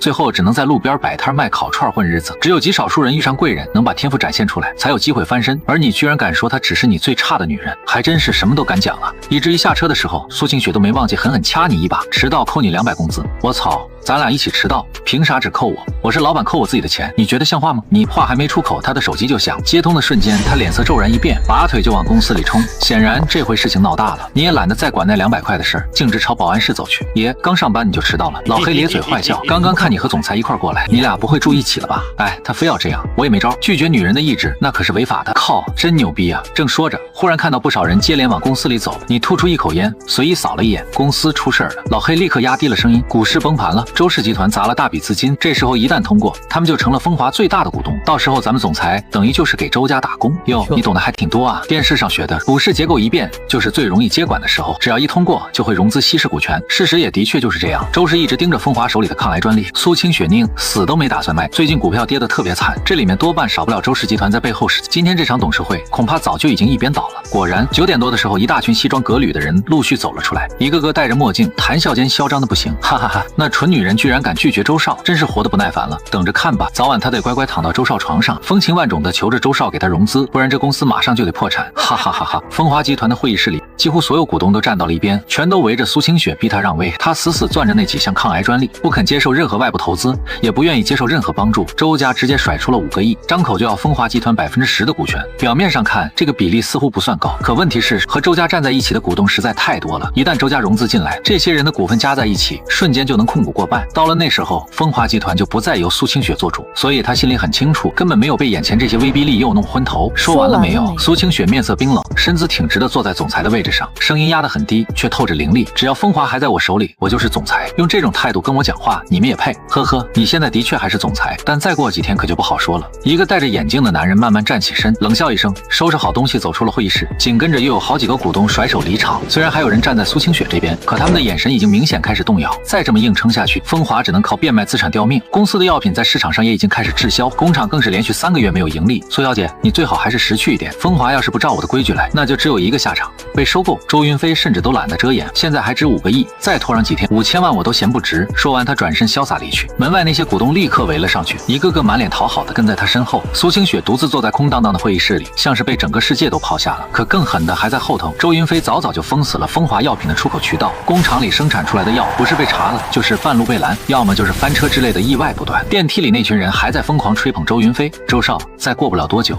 风华可就是您的了。苏清雪撑不了几天，到时候还不是得乖乖爬上您的床伺候。周云飞被捧得哈哈大笑，可就在他们走出公司大门的一瞬间，他一眼就看到了站在保安亭外抽烟的你。尽管你们2个从来没碰过面，可偏偏就是有股说不出的火药味。不过在你眼里，这种角色压根算不上对手。他身边的小弟凑过来低声嘟囔了几句，周云飞的脸色顿时一沉，随后直直朝你走了过来。你就是陆晨渊，怎么有事儿？你随手弹了弹烟灰，那结烟头不偏不倚落在了他皮鞋上，鞋面一下子就被烫出一道印子。他还没来得及翻脸，身后那帮跟班导先冲出来嚷嚷了：小保安，你知道站在你面前的是谁吗？未来的风华总裁，还不赶紧把他的鞋舔干净？这双鞋的钱都顶你几个月工资了。可周云飞却偏偏挂着一脸温和，缓缓朝你逼近一步。听说你挺能打，你捂着鼻子往后退了几步，眉尖轻轻一扬，哥，你要聊天就好好聊，能不能别满嘴韭菜味儿啊？噗嗤一声，保安室里的人差点当场笑喷。周云飞身后一个小股东没忍住笑出了声，结果下一秒就被他勾了勾手叫过去。周少，您有什么吩咐？那人一脸讨好，腰都快弯下去了，啪一巴掌直接抽了过去。从现在开始，你被开除了，立刻滚出江州，永远别想再被录用。那男人当场就跪下了。周少，我真不是故意的，您就饶我这一次吧。滚！这话才刚落下，2名壮汉就直接冲了上来，一句废话都没有，拎着那小股东像拖破麻袋一样拖走了。周云飞不紧不慢整理了一下衣领，然后重新转身看向你，我挺欣赏你的，我们周氏集团一向最讲包容，你在这破地方1个月才4000，你要是跟我1个月我给你4万5，怎么样？你微微眯起眼，唇角勾出一抹坏笑，这么一听好像是挺不错。哼，那还用说？周云飞笑得越发得意，跟着我周家才算有前途，何必为了一个女人把时间耗在这儿？别跟钱过不去，你觉得呢？他眼里满是志在必得的傲气，可你只是冷冷一笑，就这4万5也不怎么样啊，我凭什么去你那儿？什么？周云飞呼吸都顿了一下，像是一下被人硬塞了一嘴苍蝇。你一个穷保安，1年下来都未必赚得到4万5吧？跟着我1个月你就能拿到，1年就能按揭买一套房。别给脸不要脸，我是看你有点能耐，才愿意给你这个机会，不是钱不够，是你不够格。你说什么？我不够格？周围的人顿时全都哄笑起来。堂堂周氏集团的大少爷，居然被你说成不行。周云飞走上前，伸手拍了拍你的肩膀，脸上全是赤裸裸的威胁。兄弟啊，别为了一个女人把前途赔进去，这家公司很快就得姓周，有些女人不是你能碰的，小心有命看没命想。不好意思，我对她没兴趣，是她一直缠着我。众人都以为他这是认怂了，才故意这么讲。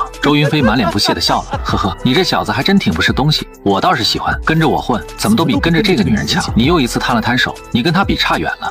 还有，你根本不可能当上风华集团的老板。最后再强调一遍，是他在惦记我，不是我惦记他。你一个小保安也敢说苏小姐追你？那个戴眼镜的中年男人冷哼了一声，真是可笑，真话没人当回事儿，假话说一次倒是一堆人信。就在这时，轰的一声，一辆奔驰大 G 稳稳停在了公司门口。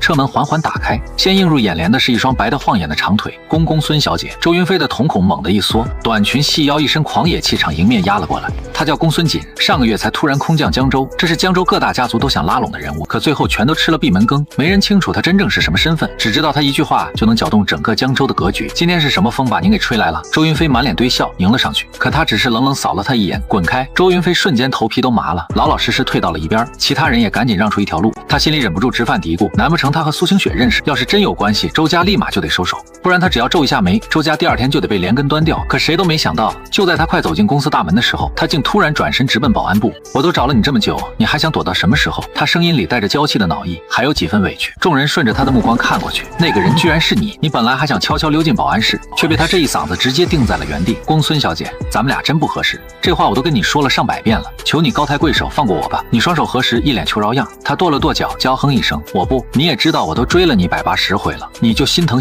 我，跟我在一起吧。我们真的不合适，没关系，我可以变成你喜欢的样子。这一幕直接把在场所有人都批懵了。公孙小姐了，那可是连江州市长见了都得弯腰的人物。周家在江州已经够牛了吧，100亿级集团，本地顶尖财阀，可在他们面前捏死周家就跟踩死蚂蚁一样容易。可就是这样的大人物，竟然在追一个保安，而且还追了上100次，甚至用近乎哀求的语气求你点头。对别人他是高冷御姐，半点面子都不给，可一到你面前，他简直就是标准舔狗。周云飞彻底傻了，难道苏清雪真的是一直在追你？他明明早就查过，你就是个小保安，顶多也就是脑子灵光点，稍微有点本事，但绝不可能是什么背景通天的大人物。你摊开手，满脸都是无奈。姑奶奶，你能不能别缠着我了？我对你真没感觉。换成别人听到这种话，早就扭头走了。可他偏偏笑眯眯的又凑了过来。没感情那就慢慢培养呗，反正我最不缺的就是时间。那个公孙小姐，您是不是认错人了？他真的就是个臭保安啊！周云飞压低声音提醒。啪，下一秒他的脸上就挨了一巴掌。你们周家算什么东西，也配在这里插嘴？果然，他的高冷从来都是给别人的。或许是觉得堵在公司门口不太合适，他走到你耳边小声嘀咕了几句，嘴角还勾起一抹风情十足的坏笑。我去车里等你，你快点来哦！奔驰大 G 轰的一声窜了出去。周云飞他们还是没缓过劲儿，一个小保安居然认识连市长都得忌惮3分的公孙小姐。江州军部顶层办公室，一个老者早就泡好茶，恭恭敬敬等着了。他时不时看一眼时间，又瞄一眼手机，直到走廊里响起脚步声，吱呀，门被推开之后，公孙锦带着你迈步走了进来。您就是那个被称作人间修罗的陆先生。老者上下打量着你，尴尬的笑了笑，比传闻里还要年轻还要帅啊，真是英雄出少年。一个头发花白的老者站在你面前，却像个晚辈一样满是恭敬和崇拜。公孙锦站在旁边，眼里都快冒星星了，看看自己这眼光，看看自己挑中的这个男人多猛啊！你神色淡淡的坐下，把脚直接搭在茶几上，说正事吧。这种吹捧的话，我一天能听800遍。一路上你和公孙锦还有说有笑，可面对这个老者，你瞬间就切回了上位者的气场，因为你心里很清楚，女人图的是你的脸，可这些人图的是你的钱权，甚至还想图你的命。老者干一笑，把一杯茶推了过来。听闻最近死狱一次，放出了10个犯人，那几个人不是财阀巨头，就是顶级杀手，再不然就是某个地区曾经的管理者。陆先生，这10个人提前出狱和你有关系吗？死狱每放出一个人，都足够让各国神经再绷紧1分，可这一次不是1个，是整整10个，再加上您就是11个。从死狱建立至今，被放出来的犯人总数都没超过11个，可偏偏这1个月全出来了。夏国各部门高层全都把神经绷到了极点，因为这帮人只要随便动一动，就足够让世界上多个地区陷入动荡。你缓缓吐出一口气，点上一根烟，声音冷得发沉，是我让放的。我要重建十殿阎罗，你也可以把它叫做石老。从今天开始，这10个人的钱命权全都归我管。你微微眯起眼，那陆先生，您这次来江州是有什么特别的任务吗？你轻轻弹了弹烟灰，嘴角缓缓勾起一抹冷笑。你的级别太低，有些事儿知道了，对你反而没好处。是。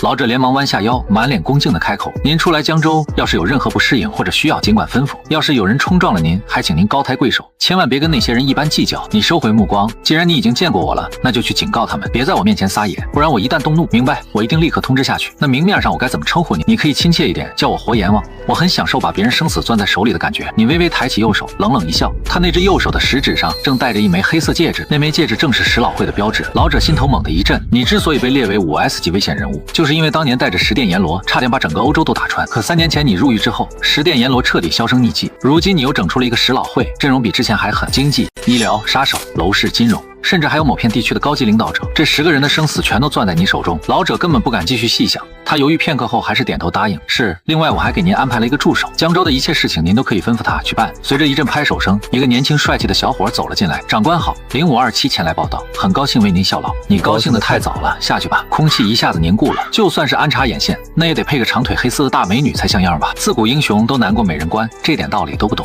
老者摆摆手示意青年退下，要是不满意，我可以重新换人。你随手指向旁边的公孙姐，不用换了，就他。不行，老者连忙摆手，公孙小姐另有安排，我再重新给您找个人。在你眼里，公孙锦出身大家族，不可能轻易被人拿捏，也还算得上值得信任。最关键的是，她还是个大美女，就算天天跟在身边看着也顺眼。可老者担心的却是另一件事，你一个人就足以惊动整个夏国，要是再和公孙锦联手成事，那就更加无法掌控了。你低头把玩着打火机，声音冷得像刀子一样，提醒你一下，我是在通知你，不是在和你商量。可这样不合规矩。老者满脸尴尬的陪着笑，你站起身来，目光压得他头皮发麻。我的规矩就是规矩。老者顿时哑口无言，只能把目光转向公孙锦。结果一看，好家伙，他眼睛都亮起来了，恨不得立马就行。好吧，既然公孙小姐没有意见，那你就对接陆先生，满足他的一切需求。话音刚落，公孙锦直接蹦了起来，没问题，他所有需求都由我来负责，包括那方面我也能全权负责。让你跟着我，你倒好，占了便宜还卖起乖来了。你一脸无语的看着他，他俏皮的吐了吐舌头，略，人家就是过过嘴瘾嘛。事情交代完后，你转身离开，公孙锦像个小尾巴一样一路跟着，嘴里叭叭说个不停。刚才你也太帅了，居然怼着他一句都不敢顶回来。你回头瞥了他一眼，送我回公司，我还没下班上班，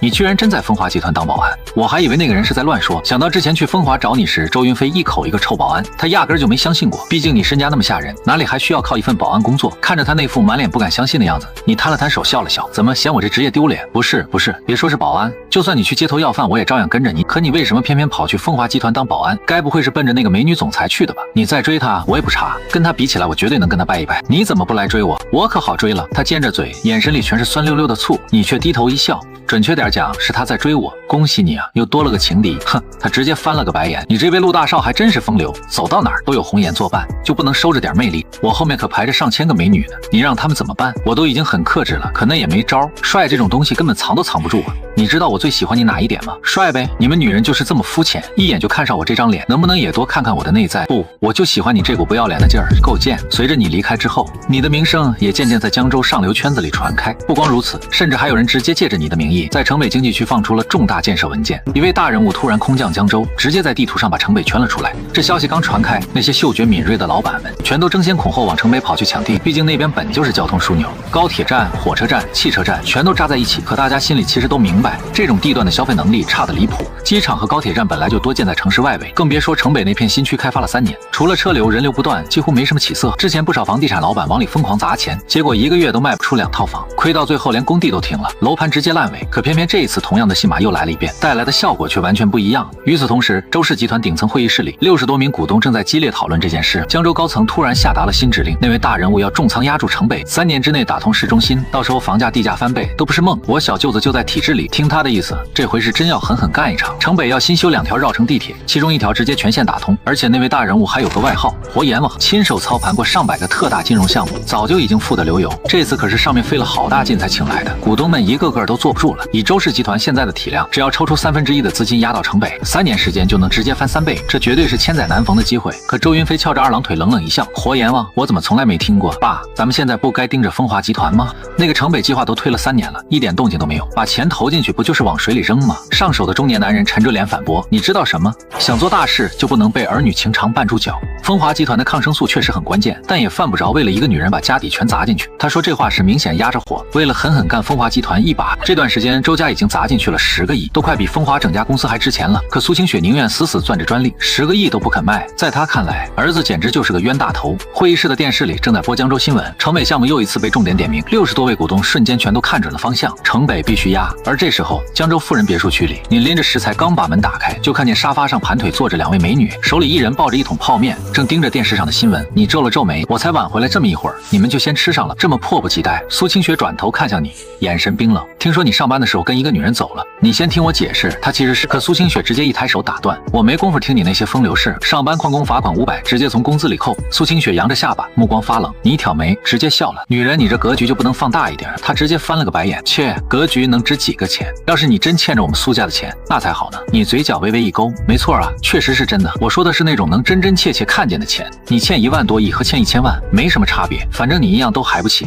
这句话绝对算得上你这1年听过最扎心的侮辱。你可以说我本事不够，但不能说我穷，毕竟你手里握着好几张王牌，这些年积攒下来的财富足够买下半个江州的产业，真不是还不起苏家的钱，只是你师傅替你背下的债太多了，整整10万亿啊，怎么也得再花点时间。你提着菜走进客厅，轻轻一笑，很缺钱吗？你呀，脸是挺漂亮的，就是这脑子多少有点不太好使。苏清雪眯起眼，声音压得很低，你这话什么意思？他可以接受别人说他笨，但前提是对方得真有那个资格，而你偏偏就是那个智商顶尖的人，曾经轰动一时的天才。你摊开双手，一脸坏笑，你要是肯努力一点把我拿，那我的资源、人脉、财富不就全都是你的了？哭！苏清雪一口面差点直接喷出来，旁边的陈鑫更是慌忙拍着胸口，差点被那口方便面给噎死。苏清雪咳了2声，冷笑起来，我看你是想找个垫背的，陪你一起还那10万亿吧，你还真够有心眼的。你轻轻叹了口气，你看吧，所以我才说你笨。你10万亿听起来确实吓人，可你照样人脉滔天，资源遍地。你看看看万达集团欠了几千亿，王校长不还是天天吃喝玩乐，身边网红围着转，谁又敢多说他一句？所以能欠下这么多钱，证明的从来不是穷，而是牛的离谱。换成一般人想欠钱，银行都不给这个资格。陈新没好气的白了你一眼，轻哼了一声，真搞不懂你是怎么做到又普通又这么自信的。我要是有你1%的自信，估计早就考上博士了。你拎着菜直接走进厨房，头也不回的丢下一句：不，你考不上博士和自信没关系，你单纯就是笨儿。胡扯，你也懒得再搭理。吃饭才是眼下最重要的事，这辈子总共也就3万多天，除掉睡觉、上厕所，还有各种瞎折腾。陈鑫还在那边小声嘟囔，苏清雪无奈的摇了摇头，都跟你说了，别跟他斗嘴，你说又说不过，打也打不过，最后还把自己气得不轻，这不是白受气吗？陈鑫冷哼一声，我说你听到他跟美女出去了，怎么一点都不慌？就这种男人，白送我都不要，还背着那么多债，脑子进水了才会喜欢他。话音刚一落，叮叮咚，门铃突然响了起来。陈鑫吸了一口面条，连忙站起身朝门口跑去。苏清雪则抱着泡面继续看电视里的江州新闻，屏幕上正播着上面要重仓城北，可很多年前上面也承诺过要发展城北，结果半路却转去建设城南深水港，害得那边的项目全都烂尾了，甚至还有人吐槽这根本就是个杀猪盘。如今又开始大肆造势，说要打造新的经济圈。苏清雪心里微微一动，风华集团现在的生死全都压在他一个人身上。周家已经把药品渠道彻底封死，江州根本没人敢进他的货，要是去开拓外部市场，又得疯狂烧钱。如果城北这次真的会暴涨，趁着地价还低先拿几块地，或许真能翻盘。可要这又是一个杀猪盘，那他这次就真的再也翻不了身了。他盯着新闻里那条大人物空降的消息，低声嘀咕起来，这人到底是什么来头？真的靠得住吗？门外陈鑫把门一打开，原本还以为是物业的人，结果当场就愣住了。Hello， 我来找陆晨渊，我一路跟着他找到这儿的。清脆的声音随之传来，是公孙锦。他一身学院风穿搭，高高扎起的马尾上还系着黑色蝴蝶结，满满都是青春感，可脚下偏偏踩着巴黎世家，看着也就20出头，元气十足。陈鑫一见到这么漂亮的美女，心里顿时冒出鲜花插在牛粪上的感觉。该不会这妹子一路跟到这栋别墅，就误以为这房子是她的吧？对，8成就是这样。你是来找她的？对呀，她在吗？公孙锦嘴角含笑，陈鑫有些尴尬的笑了笑，在。不过美女，这房子真不是她。我知道啊，我还叫过她去我那边住，可她不肯呢。那你知道她欠了很多钱吗？知道啊，不就是欠了点钱吗？我替她还了也没事。陈鑫整个人都僵住了，脑子里嗡嗡直响，还真有这种女人。他没忍住继续追问，不是，你到底看上她什么了啊？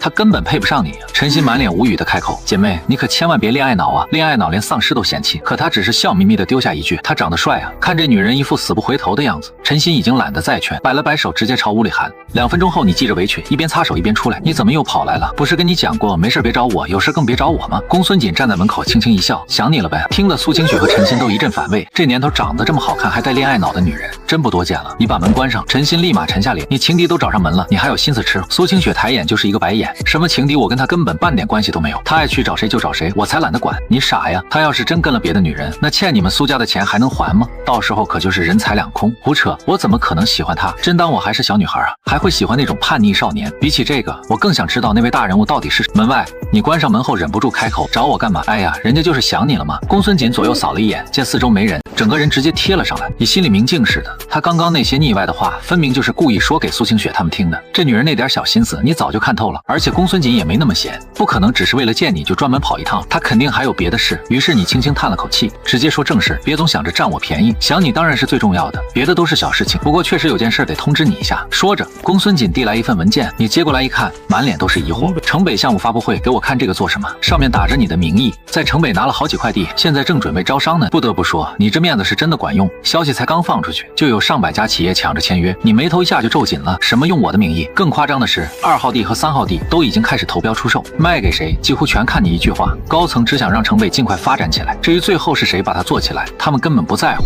表面看着像是送了你几块地，可你心里却一点都不痛快，总觉得自己像是被人拿去做文章了。我什么时候答应他们拿我的名头去招商了？那老头这算盘珠子都快崩到我脸上了。公孙锦微微一怔，白送几块地，这不是好事吗？你抬起眼看向渐渐暗下去的夜空，淡淡笑了笑，看起来像是赚了，但那些被引来的企业给江州财政带来的收益，一分都落不到我手里，更别说活阎王在江州的消息一旦传出去，你觉得那些想报仇的人会不会找上门？他一下子就反应了过来，你拿到手的是个风险远远大过利益的烫手山芋，可恶，竟然敢算计到你头上，我绝对饶不了他。公孙锦满脸义愤填膺，气得跺了跺脚，算了，蚊子腿再小那也是肉，白捡来的就别太挑了。最近手里很缺钱吗？听说你欠了点债。你点了点头，对啊，这不是在当保安还债吗？要是还不上，还得去给人当上门女婿。公孙锦眉心轻轻一蹙，直接从包里掏出一张银行卡拍进你手里，这张卡你随便刷，我替你还，就算要吃软饭，那也得吃我的。不是，你都不问问我到底欠了多少？切，这张卡能透支30亿，不够的话我还有别的卡。你无奈的摊了摊手，这是我的欠条。说着，你从包里掏出一大叠欠条递给他，你这是在怀疑我的实力？你可以说老娘本事不够，但你不能看不起我，穷，你知道知道吗？公孙锦一把就把这一叠欠条接了过去，结果打开之后，欠条长得直接拖到了地上，一瞬间他的脸色就慢慢变了。你是在逗我吧？确实也不算多，全部加起来也就10万亿。噗！公孙锦差点一口气没提上来，10万亿，这是砸锅卖铁都凑不出来的数字。他默默把银行卡收了回去，嘴角都在抽。要不你先去当上门女婿，等我凑够10万亿再来把你赎回来。行了，回去吧。你摆摆手笑了笑，这就开始赶我走了。人家今天可是特意精心打扮过的，你多看我几眼嘛。而且我还给你准备了小惊喜。你顿时一愣，这女人的虎狼之词，你算是彻底见识到了。她把手机亮了出来，你只是随便瞄了一眼，就觉得血气上涌。你带着坏笑开口，所以约闭嘴，我再忍一忍，都快能当戒色吧吧主了，别想回我道心。公孙锦一脸无奈的轻叹，行吧，那我回去就把这些东西全扔了，真够正直的。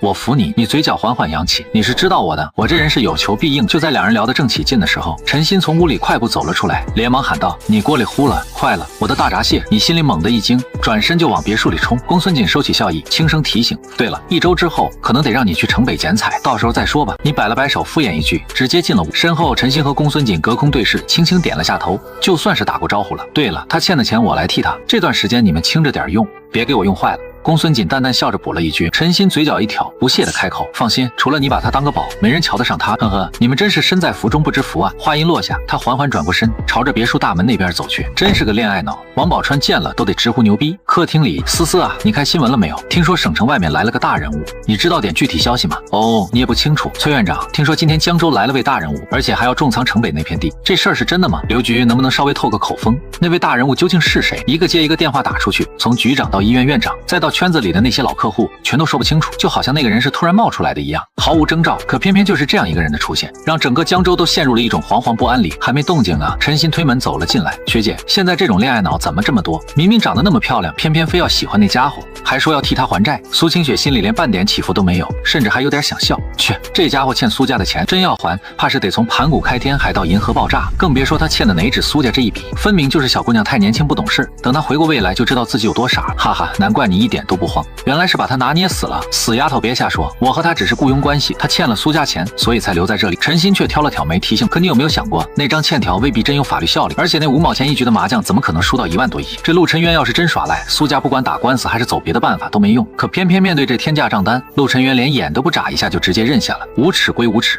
可光是这点担当就甩了太多男人一大截。哗啦一声，厨房门被推开，你端着7、8盘菜接连走了出来。不是吧，你一个人吃8盘菜？陈鑫盯着满桌色香味俱全的菜，眼里全都是酸意。你一个人吃怎么了？这叫生活态度，哪像你们天天随便糊弄一口。陈鑫气得端着泡面冷声讥讽，谁稀罕，不就是点吃的？可话刚落下，你就把盖子揭开，那股香味像刀子一样直劈鼻腔。他忍不住咽了口口水，果然下一秒他就放下泡面冲了过来。要不我帮你吃点，不然多浪费啊。你没吭声。陈鑫刚伸手过去想拿一只大闸蟹，一根筷子立马打在了他手上。吃可以，不过是不是得先把你答应我的事儿办了？他一下就想起了之前的赌约，没想到你居然还记着。行，你给老娘等，只多备点，省得你一会儿不够用。他丢下一句，拎着黑丝和皮鞭就往楼上走。他前脚刚走，苏清雪后脚就朝你翻了个白眼。你一个大男人非得跟小姑娘较劲吗？那要是我输了呢？我了解陈鑫那性子，要是换成你输，早就被他整得满地打滚了。可下一秒，啪嗒一声，整栋楼瞬间陷入一片漆黑。怎么回事？停电了！苏清雪猛地站起身，满脸都是惊色，掏出手机就准备给物业打电话。你却淡淡开口，没事儿，不是停电。就在这时，2楼缓缓亮起一束冷白色的光。你抬头看向栏杆边，只见一道身影站在2楼栏杆处，开始展示起自己曼妙的身姿。四周一片漆黑，只剩下这一点亮光，将他的身材完美暴露在视线里。一头长长的卷发披散在肩头，那双大眼睛里泛着让男人疯狂的秋波，瓜子脸上铺着一层淡淡的妆，眼影画得恰到好处，但水润的红唇又性感又妖媚。那身米白色的衣服把她本就白皙的皮肤衬得更加嫩白，把她那纤细的小蛮腰勾勒得格外完美。皮鞭配上那性感的黑丝，平日里乖巧的陈鑫瞬间化成了一只勾人命的小野猫。别说是你看得发直，就连苏清雪都直接愣住了。她怎么都没想到，这个平时像邻家妹妹一样的女孩竟然会有这么强烈的反差。10分钟后，热舞结束了，陈鑫换下了刚才那身性感撩人的衣服，重新穿回了自己原本的衣服。怎么样，不错吧？他一脸得意的轻哼了一声，你这真是小刀拉屁股，给爷开了眼了。陈鑫挺了挺胸，满脸得意的笑着，看傻眼了吧？我都说了，本小姐身材1级棒。谁说只是眼睛看傻了？一开始他还没反应过来，过了几秒这才气得跺了跺脚。学姐，你听听他说的，这都是什么虎狼之词？行了，别闹了，我现在心情正烦着呢。苏清雪放下手里的泡面，一脸无奈地望着电视开口：你们说怎么会有人给自己取个外号叫活阎王呢？活阎王这个名头可不是谁都能扛得住的，要是命格不够硬，不但占不到便宜，弄不好还会遭到反噬。新闻上都说这位从帝都来的大人物权势滔天，而且还非常年轻。苏清雪优雅地夹起一口菜，咀嚼之间眼底闪烁着难以掩饰的野心。城北是江州最后仅剩的空白地块，要是风华集团能攀上这根高枝，拿下1-2块好地，未来简直不可限量。可凭他现在的体量，连排队去结交的资格都没有。闻言，你在旁边挑了挑眉，嘴角勾起一抹玩味的笑意。有没有一种可能，是因为他长得太帅呢？切，你以为谁都跟你一样不要脸？苏清雪白了你一眼，语气里透着深深的无奈和疲惫。你轻轻叹了口气，收起那副吊儿郎当的样子，目光灼灼地盯着他。你是在为城北那块地发愁？这个简单，你再给我减免100亿债务，我帮你把地拿下来。你顿了顿，身子微微往前倾了倾，眼神难得认真起来。这笔买卖算你赚了，童叟无欺哦，换成别人100亿换一个跨越阶层的机会，绝对是稳赚不赔。就凭你，苏清雪和陈鑫异口同声，上下打量着你，像是在看一个天大的笑话。苏清雪嗤笑一声，彻底没了兴趣。这男人曾经也许真是个天才，可如今只剩下一身暗底和不切实际的幻想。可要是他知道眼前这个被他百般嘲讽的小保安，就是电视里不断滚动播放的那个神秘大佬，真不知道会是什么表情。见两个女人笑得花枝乱颤，你无奈地往椅背上一靠。这年头说真话反倒没人信。紧接着，陈鑫双手托着下巴，满眼都在冒星星。学姐，你说这位大人物该不会还是单身吧？这要是我老公，我直接把城北的地全送给你们苏家。你刚喝进嘴里的茶差点喷出来，连着咳了2声。快算了，他不喜欢胸大无脑的，他比较喜欢聪明一点的女人。你这种直接就被刷下去了，你懂什么？很多大佬就喜欢我这一款。陈鑫气鼓鼓地瞪着你，胸口都跟着剧烈起伏，说的跟你就是那个大人物似的。我真是……你摊了摊手，神色无比坦然。陈鑫翻了个大白眼，撇撇嘴，直接把头转过去。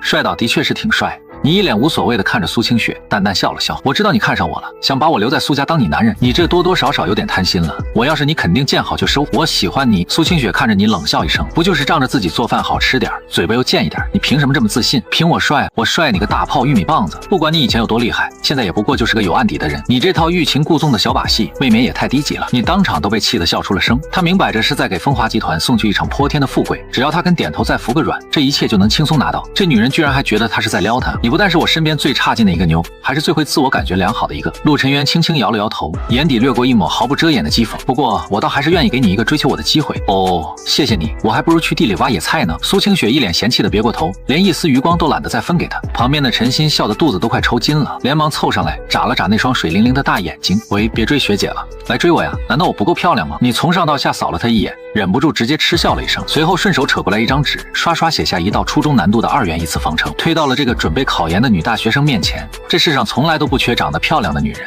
可不管什么时候聪明的女人都稀缺。陈鑫顿时皱紧了眉头，咬着笔杆，死死盯着纸上的那道题，愣是憋得满脸通红，也没能解出来。这时候你站起了身，慢条斯理的准备转身离开，可就在走进屋里的时候，突然停住了脚步。行，我这就出来。苏清雪刚挂断电话，立马朝着门外快步跑了过去。